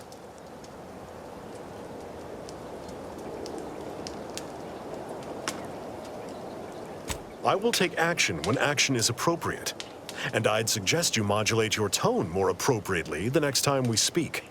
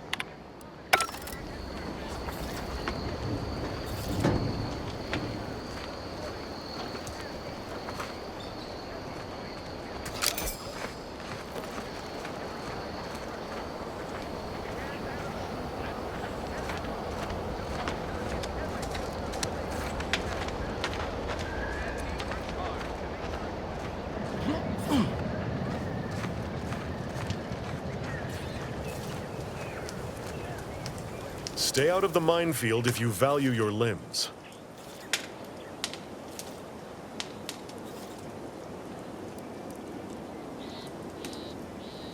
Though I've cogitated on the matter at some length, I lack answers. Only those breathing the rarefied air of the upper rungs could say for sure.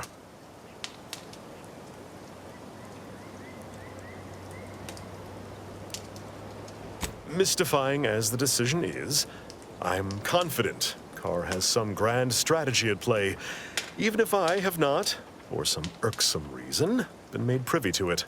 By steadfastly holding the line here, we forestall any retribution the Protectorate would seek to inflict upon Fairfield. And we will continue said watch until orders change. Before you depart, a final word. Stay out of the minefield. I won't be the one who answers to Carr when the Protectorate mistake your rootless gallivanting for encroachment.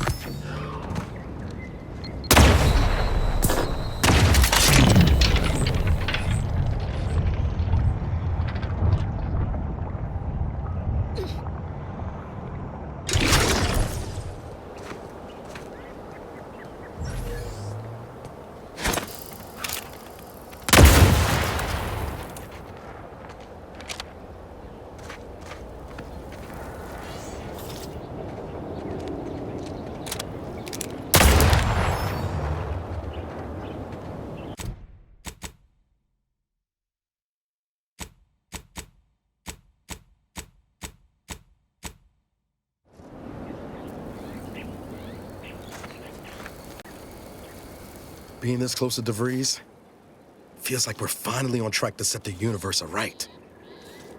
Anyway, need something, Commander? Sure. Always happy to tool around for a bit. What did you have in mind?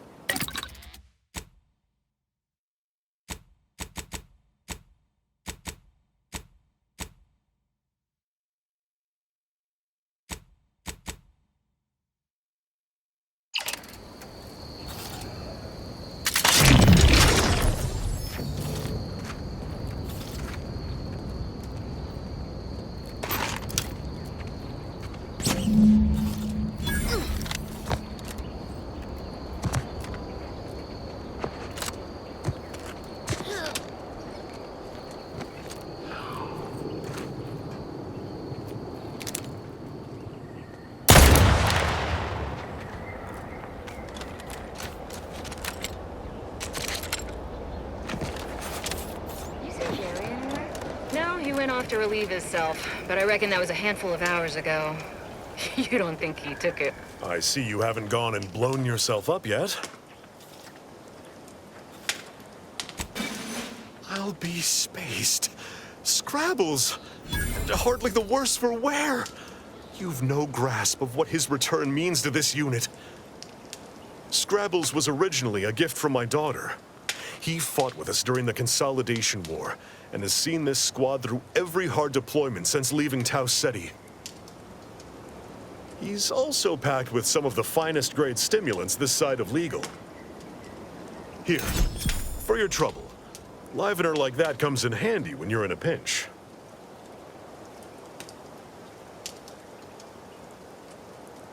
While we appreciate you returning Scrabbles, you'll not provoke me into a course of unwise action if that's your aim.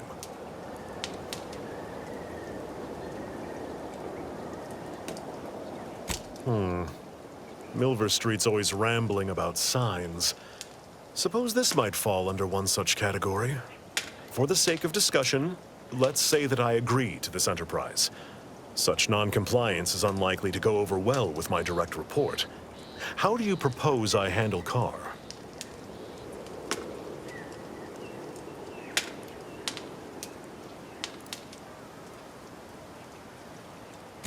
Star can hardly fault me for making good on my contract to defend Auntie's choice properties and personnel when I've heard her express identical sentiments on several occasions. That decides it.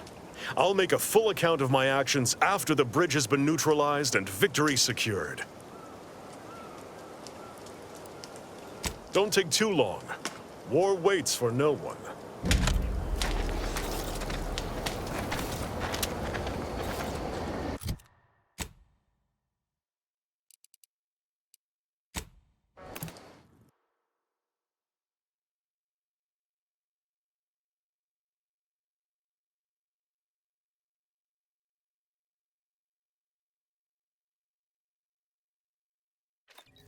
Too much Spacer's Ale? Try Auntie's Choice Pep Pills. Good for what? Can't believe some of those Protectorate hull heads just couldn't see the benefit of something.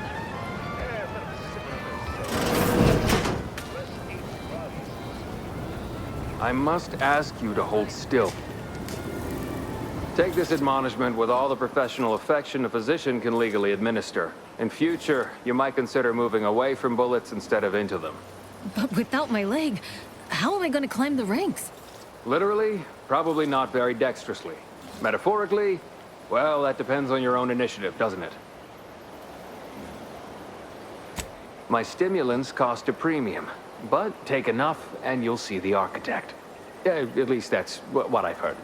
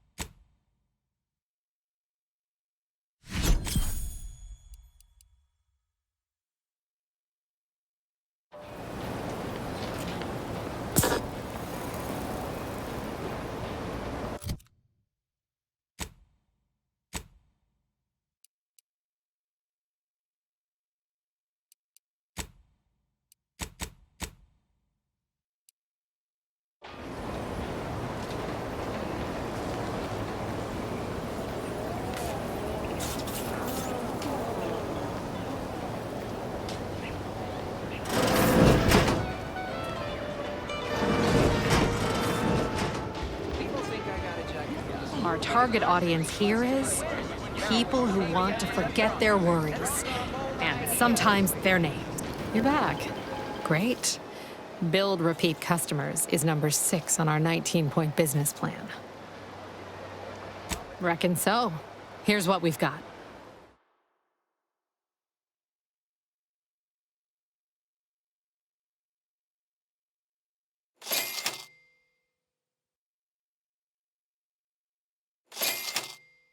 Their skeleton crew remain.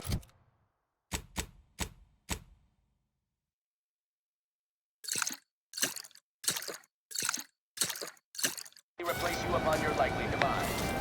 Well, you heard it here.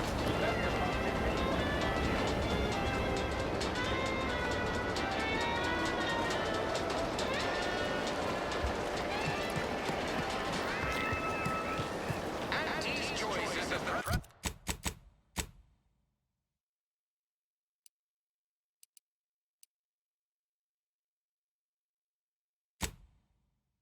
Spacer's Jaw, Zero-G This paradigm thing you people are always going on about. Does it really improve your life? Ask them defectors if they miss anything about Protectorate life.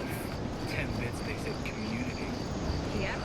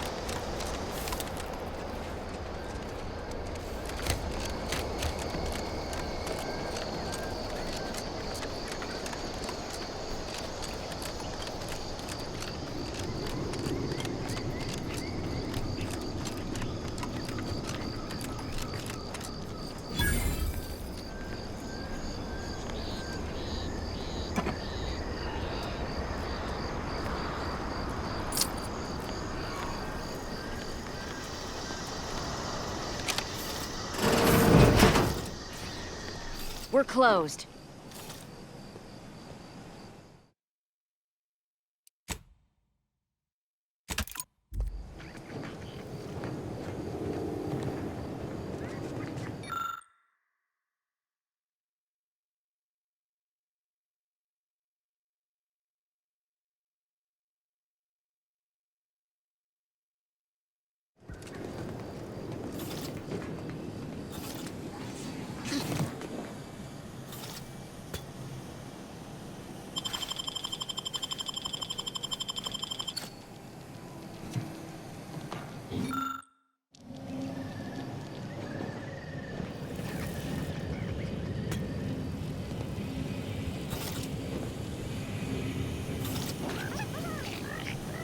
Did you not hear me? This place is closed. No learning today about how everything happens according to the obscure calculus of an indecipherable plan. Why are you asking? Who are you? The people she tried to kill. By the architect. I had no idea. I wish I could say it was unbelievable. I was afraid she was becoming a danger to herself and to others. But this is horrifying. Yeah, imagine how we feel. Why don't you tell us where she is so we can make sure she ain't being a danger to herself or others? And how are you going to do that? That ain't something you ought to be concerning yourself about. If you think I'm going to help you do what I think you're talking about, you are deluded. I may be deluded, but you're lucky you ain't dead. Seeing how she seems partial to using her friends as victims. Does she? It occurs to me that you have provided no proof of what you're accusing her of. Why don't you take a long look at me? This is all because she betrayed us. Her team, her friends, even the one whose life she saved in Triangulum. By the architect. You're Niles, aren't you? She mentioned you a few times, but refused to elaborate. All I knew was that she was fond of you, and that you were dead. She was fond of me? Then why? Why would she try to kill me? I can't say, but it may be one of the things she anguished over. An anguish I fear finally overwhelmed her, and could likely be what's driven her to her present course of action. I wish I knew. It's nothing good, I can tell you that. I haven't seen her since before the corporatists invaded the island. I'm afraid she's going to do something terrible, but I just don't know what. Maybe none of this would have happened had I not introduced her to Victor.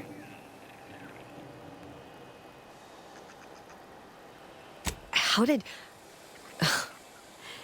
You saw her terminal, didn't you? Victor's an Order archivist. We were all friends for a time. But then, shortly before the schism, they started talking to some others inside the Order. That's when things became tense. I started to become uneasy, scared, really. She kept getting angrier with the Order the more she worked with Victor and her other contacts. On top of everything else, it became just too much for me. It was a code she used for everything. I'm ashamed to admit, I did break into her safe using that code. Was hoping she'd left me something, but it was empty. She did say once it had some meaning from her previous life. Beyond that, I don't know. That is Agent DeVries's identification code, Commander. She said it had some meaning from her previous life. I'd hoped she'd left something for me. but the safe was empty. Among other things, for some reason she was obsessed with the cliffhanger ending of Chapter 6. It was the one where capitalist fanatics brought complete destruction upon Arcadia. But you know how it works. It was somehow miraculously saved at the beginning of the next chapter. Didn't matter to DeVries, though. She just kept going over it and over it. Would have talked to a Crabble about it if there was no one else to listen. That, and the invasion itself, set her mind to dark things. I begged her not to go down that road again. She was so agitated when I first met her. Must have been 7, going on 8 years ago now. She never slept, didn't talk to anyone if she could avoid it. After we became friends, she began to change. Still bothered her from time to time, but I thought it mostly behind her. I couldn't watch her go back to how she'd been. Or worse. We became friends when she... well, she saved me. I'd said something without thinking. Must have been distracted. We all know to watch every last word we say. For some reason, she interceded on my behalf with an arbiter. And she convinced him he didn't hear what he actually did. No one does that. Void, I didn't think anyone could. We all were, originally, before the schism. But she never gave it up, even when it became illegal to even mention their name. Which was surprising with how angry she seemed to be getting with them, even as she was deep into scheming with Victor and the others. She even continued to sign her messages, "See you in the equation." It's all so confusing.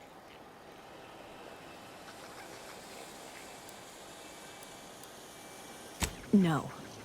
But it had to be someone's fault, right? The Protectorate couldn't possibly have failed to safeguard the colony. And they had to answer the accusations the Order leveled at them.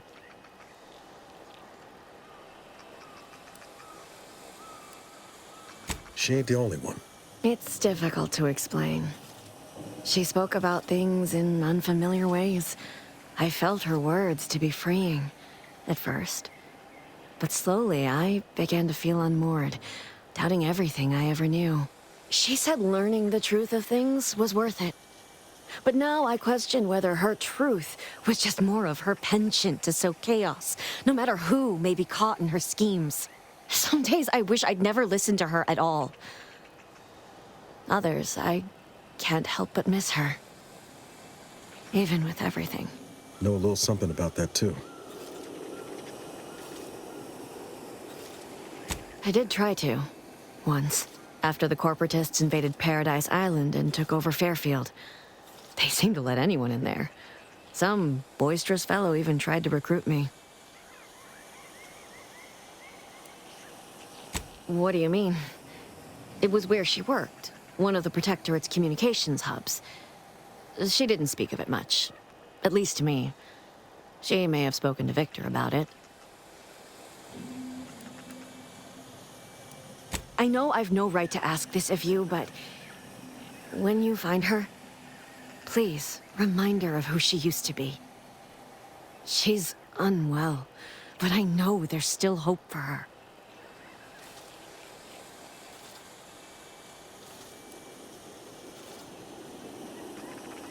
That's all I can ask.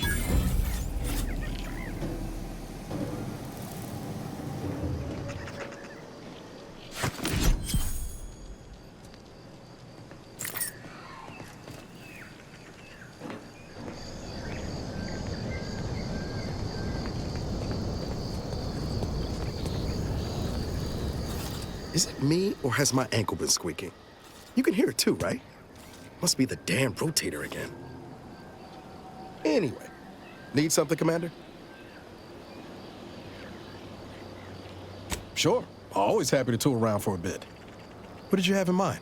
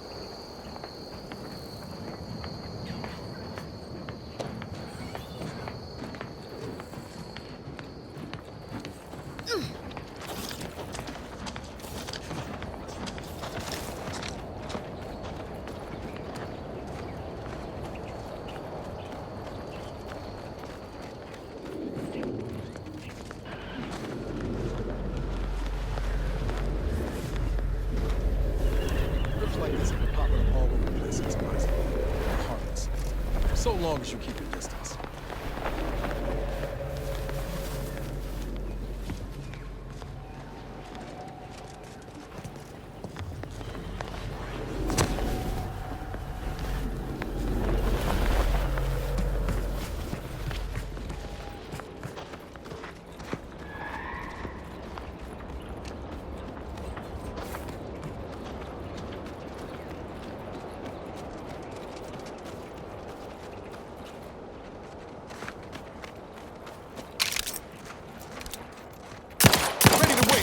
On your dumbass.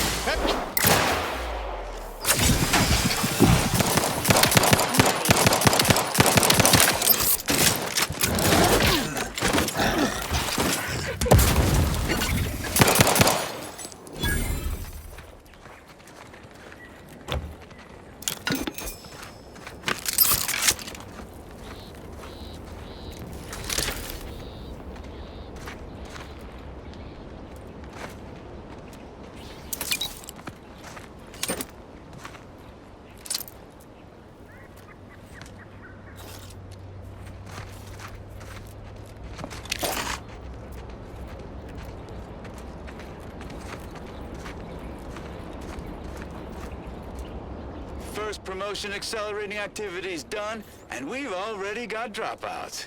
Doozy of a drop, too. Can't believe Ormsby pegs these people as executive material. Me, sure. Them? Huh. We can hear you. Hush, Cobb. Today's task was about upward mobility. 3 died hanging the ropes. Told them they were doing it wrong.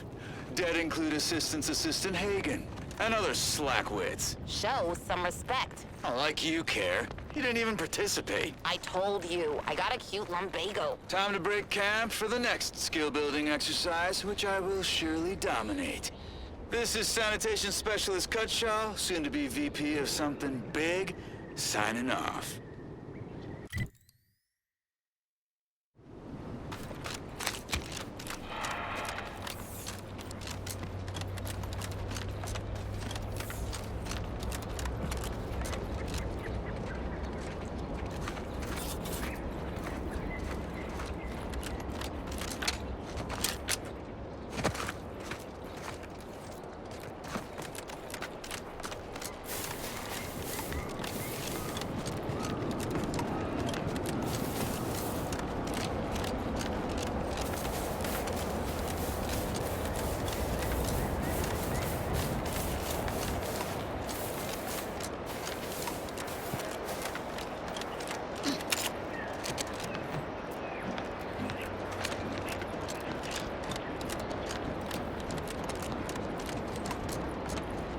Take a look at those corpses they've got strung up.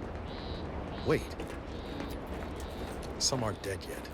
Decomposition rate 12 to 17%. Didn't really need to know that. Let's just respect the dead or very slowly dying, shall we?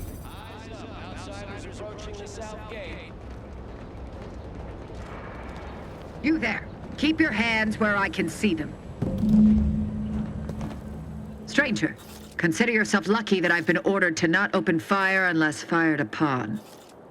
I will not suffer an outsider to trespass and trample further through our lands. Turn back from this bridge now, lest my ever-depleting prudence be spent. If you are not a loyal Protectorate subject, you will not cross this bridge. Be grateful I do not judge with such haste as my superior to the north, Brigadier Montelli. He's been fervent of late, looking for any Protectorate subjects who have displayed disloyalty in his estimation.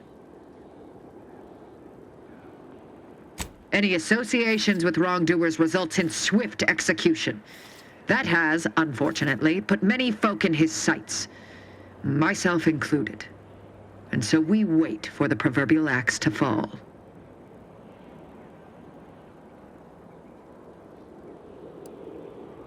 Betraying the Protectorate, using the Sovereign's name in vain, overindulging in food and drink, loafing, boasting, belching, and of course, colluding with wrongdoers.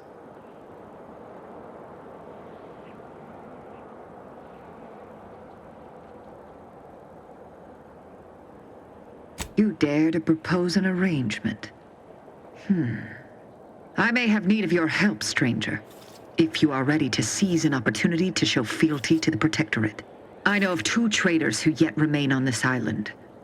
Bring them to me, and I'll dispose of them before the Brigadier questions my loyalty and deems me guilty by association. In return, I shall grant you clearance to cross the bridge. Fair exchange, wouldn't you say? A lot more folks are gonna die if we don't catch up to DeVries. We have to consider our options, even the ugly ones. If these folks are deserving, maybe it's worth it.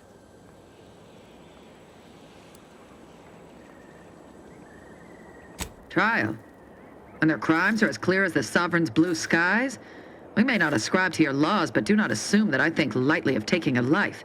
These traitors have committed grave offenses, ones that would be punished without question. It's not at all the same as the indiscretions the Brigadier damns his people for. There's a wide gulf between justice and madness, and many interpretations of the law land on the right side. You see the difference, do you not?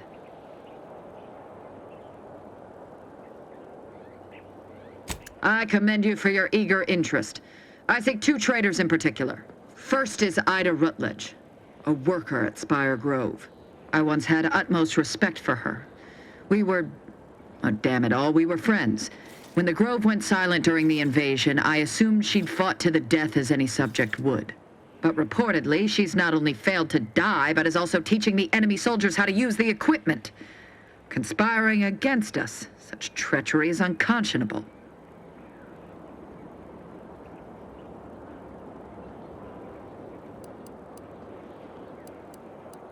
The second traitor I seek is Charlton Weintraut of Westport. He is, unfortunately, my cousin, and most assuredly a disgrace to our line. He too failed to die defending his home during the invasion alongside the other residents of Westport. They'll be seen to in time. But Charlton, well, I must deal with him personally. Oh, how I anticipate wiping that smug expression off his face. Are these orders clear?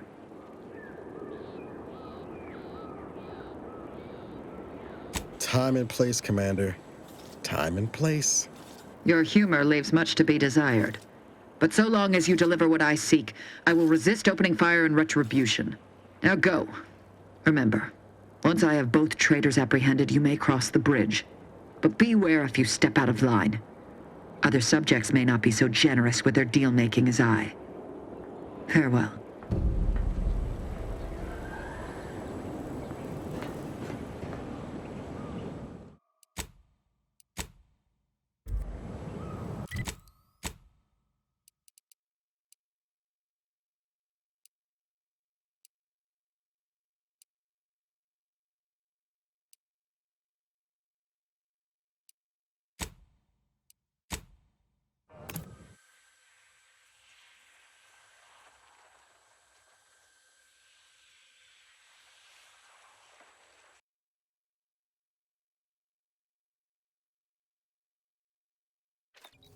Too much Spacer's Ale? Try Auntie's Choice Pep Pills. Good for what ails you. Hell. I've stood this post so many times I could do it in my sleep. Mind you don't let the bosses get scared.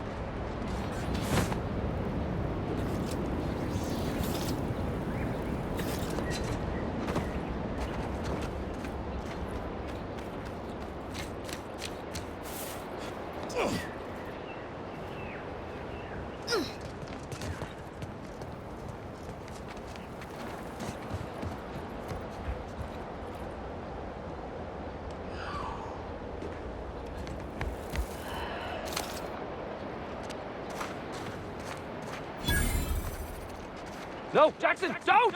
Don't fret. With these boots, I can fly! Help! Are you breathing? Say something!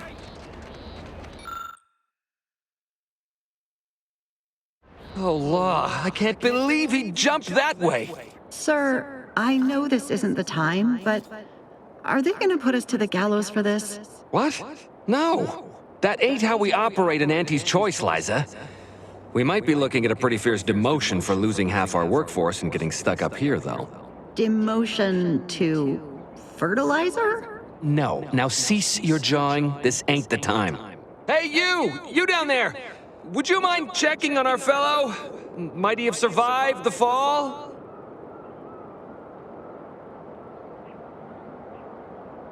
He thought those boots would make him fly, but they really just allow the user to jump repeatedly. Unless their downward velocity is too great. If so, well, you see what happens.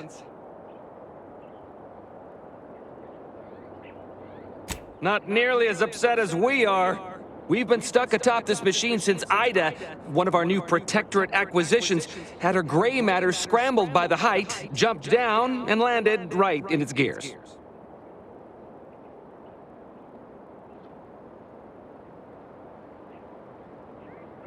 That's right.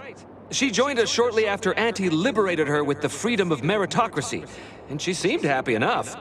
I can't fathom no sensible motive why she'd jump. Were you not listening? She said she'd always be a loyal subject. It was part of the endless inculcation we endured in the Protectorate. It can prove insurmountable for some. The notion that she'd sacrifice herself, even after seeing the vast possibilities in staying alive and climbing the corporate ladder, it's just impossible to cognize. The reason Jackson tried using those plasma thruster boots was to gather a piece of machinery we'd spotted on a little table halfway up the spire.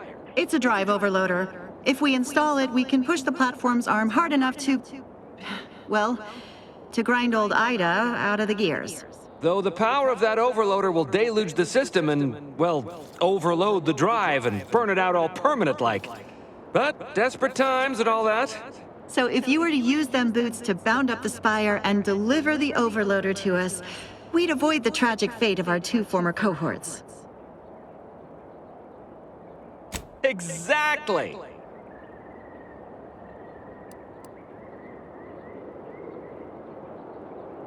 Because he had no idea how science works and thought the word thrusters meant he could fly. So when I told him to jump, he opted for open air instead of where I told him to go. They're experimental. We'd not laid eyes on them before, but the data we found with them says they were actually designed to let people hop their way up the spire. If you activate the plasma thrusters when you're already airbound, they can give you a fair bit of extra boost. It should let you turn a quick hop into a surprisingly grand vault. Plus, you'll have the advantage of practicing with them on solid ground, rather than up in the blue. Should give better habituation than poor Jackson. Thank the Sovereign... thank you, stranger. We are eagerly anticipating a long life utterly absent of starvation.